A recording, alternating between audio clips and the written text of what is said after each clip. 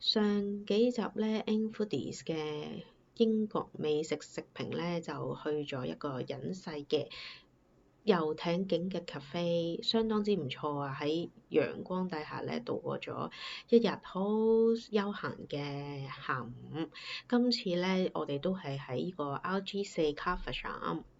依間咧由 BNO 開始咧就已經係開咗幾年嘅香港翻尋味，一聽到個名咧已經好有親切感啦。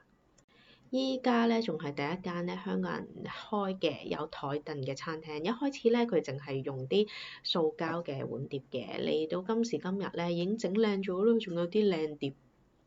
如果你想尋找翻咧香港嘅原味道啊，好似鹹魚啊、蝦醬啊呢啲咧有香港特色嘅味道咧，嚟依間就啱晒啦。不過依間咧係比較濃味啲㗎。如果唔想嗌咁多嘢飲咧，都最好帶定幾支水嚟。佢都偏濃味、偏鹹嘅，咁啊可能食完會口渴啲。不過可能我屋企咧已經好少落糖鹽咧，所以出街食可能會唔慣嘅。不過就佢有啲炒粉麵咧，我覺得都真係炒得唔係咁均勻嘅。咁你見到上邊咧有一笪都係比較淺色啲啦，所以係啦，我諗睇廚師嘅心情啦。但係呢度嘅蝦球咧，係我繼龍珠冰室咧，即係伯明翰龍珠冰室之後咧，食過一樣咁大粒、咁爽脆嘅蝦球。所以個炒飯咧，我都嗌咗呢個蝦醬炒飯，但係要咗蝦球嘅。呢個炒飯咧，同嗰個星洲炒米都有一樣嘅情況。蝦醬嘅味道咧就非常之濃郁啦，一上碟咧聞到香噴噴嘅。